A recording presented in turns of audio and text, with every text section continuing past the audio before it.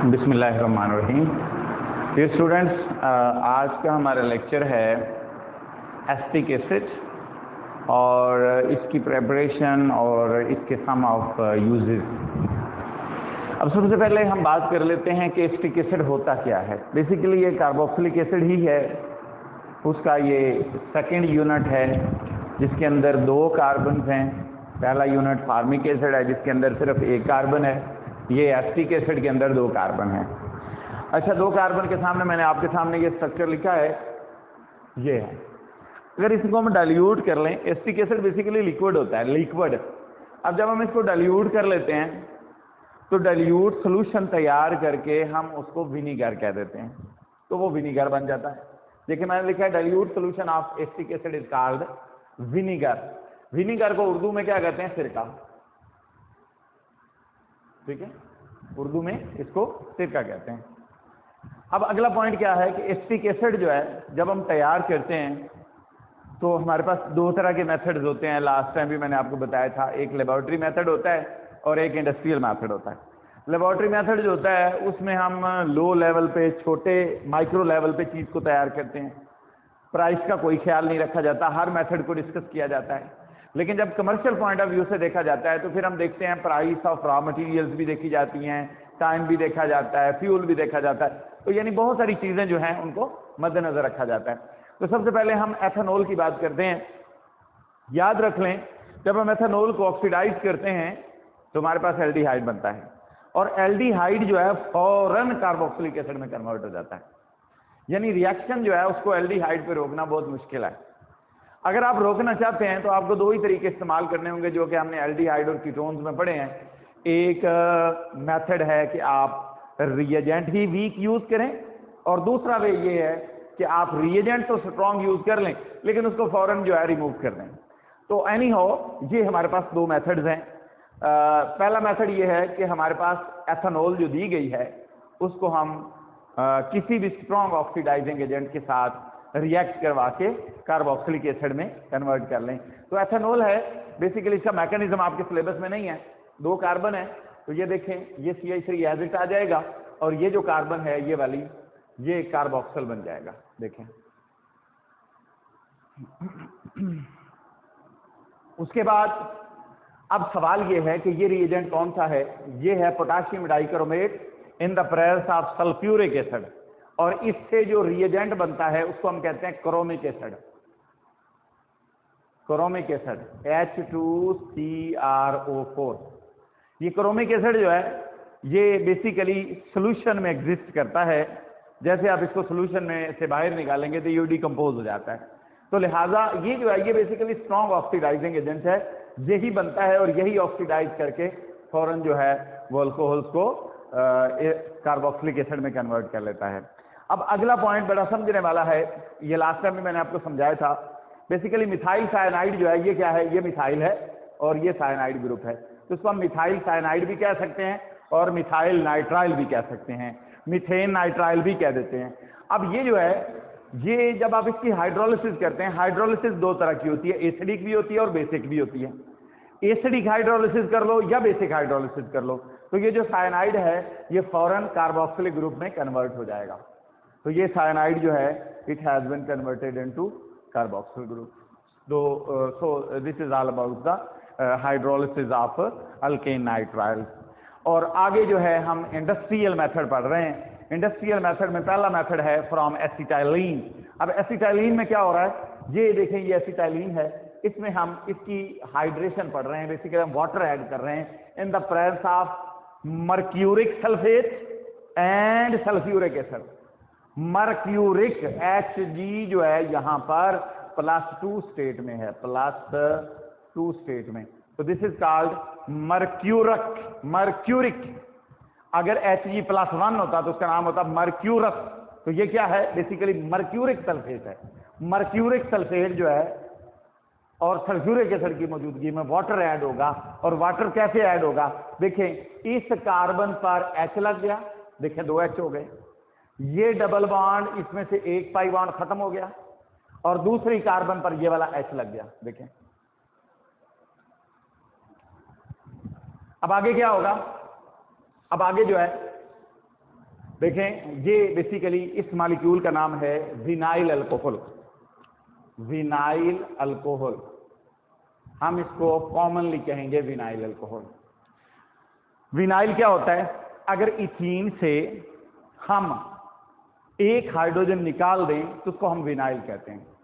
अब उसके ऊपर क्या लगा दिया? OH। अब ये बन गया विनाइल अल्कोहल।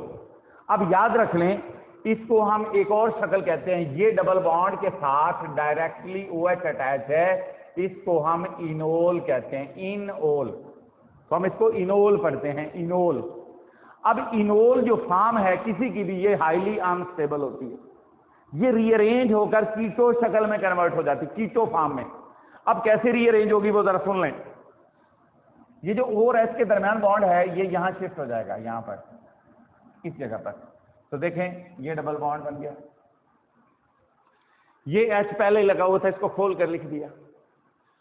यहां से ये जो डबल बॉन्ड है, जब ये वाला बॉन्ड इधर आएगा तो ये वाला जो बॉन्ड है ये यहां से CH2 के ऊपर शिफ्ट हो जाएगा, कार्बन के ऊपर शिफ्ट होगा। जब कार्बन के ऊपर शिफ्ट होगा तो उस बॉन्ड से ये वाला H अटैच हो जाएगा, तो ये CH3 बन जाएगा, वो CH3 बन गया। देखें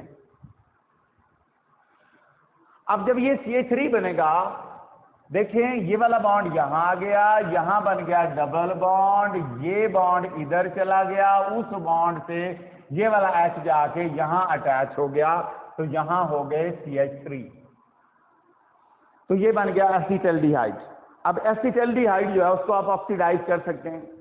अगर बुक वाला रिएजेंट यूज करें तो इसका नाम है vanadium pentoxide, vanadium pentoxide, vanadium pentoxide ये है। ये भी ऑक्सीडाइजिंग एजेंट है, कोई और भी यूज किया जा सकता है, any of the oxidising agent can be use. अब इसकी जब आप ऑक्सीडेशन करेंगे तो यहां पर ऑक्सीजन आ जाएगी, तो ये बन जाएगा एसिटिक एसिड। बेसिकली हम इससे डायरेक्ट नहीं बना रहे, हमने इसमें क्या किया, हमने एसिटाइलिन ली, उससे हमने क्या बनाया, एसिटल्डिहाइड, और एसिटल्डिहाइड की ऑक्सीडेशन की तो हमारे पास एसिटिक एसिड बन गया। अब ये वाला जो मेथड है ये बेसिकली हम पहले पढ़ चुके हैं, लेकिन वहां पर हमने एथेनॉल लिया था लिमिटेड स्केल में, यहां हम लेंगे बल्क स्केल में, कमर्शियली। अब कमर्शियली एथेनॉल हम कहां से लेते हैं? मोलेसिस से। मोलेसिस क्या होता है? जो concentrated solution of sugar cane है, दैट इज कॉल्ड मोलेसिस। ये मैं अपने मुल्क की बात कर रहा हूं, इन इंडिया एंड पाकिस्तान। मतलब अगर आप इंडिया और पाकिस्तान में बात करें तो फिर हम ये कह सकते हैं, क्योंकि हमारे मुल्क में गन्ना जो है, जिसको आप शुगर केन कहते हैं, वो बहुत ज्यादा परसेंटेज में होता है। तो हम ज्यादा परसेंटेज में पैदा होने वाला जो शुगर केन है उसमें से सोल्यूशन निकालते हैं और उसको कर लेते हैं कंसंट्रेट, गाढ़ा कर लेते हैं। जब हम कंसंट्रेट करते हैं तो फिर हम उसको मोलेसिस कहते हैं। अब मोलेसिस की हम फर्मेंटेशन करते हैं। फर्मेंटेशन का डिटेल टॉपिक चैप्टर नंबर 11 में है, हम वहां डिस्कस करेंगे। अब मोलेसिस जो है, जब हम उसकी फर्मेंटेशन करते हैं तो हमारे पास आ जाता है एथेनॉल। अब जो एथेनॉल है उसकी हम फर्दर ऑक्सीडेशन करेंगे by the use of different oxidising agent, तो we will get acetic acid. फिर हम उस एथेनॉल की ऑक्सीडेशन कर देंगे और उसको हम एसिटिक एसिड जो है वो में कन्वर्ट कर लेंगे। अब प्रॉपर्टीज ऑफ एसिटिक एसिड है। अब एसिटिक एसिड की वेरी सिंपल प्रॉपर्टीज हैं। सबसे पहली बात ये है कि ये एक कलरलेस लिक्विड है। वो मैंने शुरू में बताया था कि ये एक लिक्विड है और ये एक कलरलेस लिक्विड है। अब अगर आप इसकी स्मेल की बात करें तो इसकी स्मेल जो है वो तकरीबन एक पंजेंट टाइप की, यानी थोड़ी तेज स्मेल होती है, जो है वो विनीगर लाइक जो है ऑर्डर होता है इसका। विनीगर यानी सिरके की तरह, जाहिर बात है ये बेसिकली सिरके का सोर्स है, तो ये इसकी विनीगर की तरह की इसकी ऑर्डर होती है और सोर टेस्ट होता है, थोड़ा खट्टा खट्टा होता है। और उसके बाद जो है मेल्टिंग बॉइलिंग पॉइंट जो है इसका वो तकरीबन 118 डिग्री सेंटीग्रेड है। और प्योर एसिटिक एसिड जो है अगर हम उसको फ्रीज करें तो वो 17 डिग्री सेंटीग्रेड पे फ्रीज होकर आइस लाइक सॉलिड में कन्वर्ट हो जाता है। जब हम इसको क्या करें, फ्रीज करें, तो 17 डिग्री सेंटीग्रेड पर ये फ्रीज होकर आइस लाइक सॉलिड में कन्वर्ट हो जाता है और उसको हम कहते हैं glacial acetic acid. Glacial acetic acid, तो ये यहां पर लिखा है कि pure acetic acid freezes to an ice like solid at 17 degree centigrade which is called glacial acetic acid. तो ये बेसिकली हमारी कुछ प्रॉपर्टीज थी। आगे हम इसके कुछ यूजेस जो हैं वो डिस्कस कर रहे हैं। अब यूजेस क्या हैं? सबसे पहले बात की है coagulant for latex and rubber industry. Latex क्या होता है? लेटेक्स बेसिकली एक लिक्विड टाइप का, मतलब एक लिक्विड होता है, उसको फ्रीज करने के लिए, उसकी कोगुलेशन के लिए रबर इंडस्ट्री में इसका इस्तेमाल होता है। मैन्युफैक्चर ऑफ प्लास्टिक्स जो हैं वो पॉलीविनाइल एसीटेट, ये एक टाइप का प्लास्टिक है, वहाँ पर इसको हम यूज़ करते हैं। रेयन, ये एक सेलुलोज मतलब एसीटेट है, और सिल्क, उनको बनाने में हम इसका इस्तेमाल करते हैं। मेडिसिन इंडस्ट्री में इसको लोकल इरिटेंट के तौर पर इस्तेमाल होते हैं। सॉल्वेंट में बहुत सारे रिएक्शंस में इसको एज ए सॉल्वेंट इस्तेमाल किया जाता है। पिकल्स, अचार जो है, वहाँ पर हम इसको यूज़ करते हैं एज ए सॉल्वेंट, वहाँ पर भी हम अचार बनाने में उसके अंदर डाल देते हैं, और उसके अंदर अचार जो है प्रिजर्व रहता है, ख़राब नहीं होता। In the manufacture of many organic compound, मिसाल के तौर पर अगर आप एसिटिक एसिड की जो है वो रिडक्शन कर लें तो यू विल गेट अल्कोहल। अगर एसिटिक एसिड से और भी बहुत सारे कंपाउंड हम तैयार कर सकते हैं, एसीटोन बना सकते हैं, एसीटेट्स बना सकते हैं, एस्टर्स बना सकते हैं। तो जितने भी रिएक्शंस हैं वो समझ लें इसके यूजेस हैं।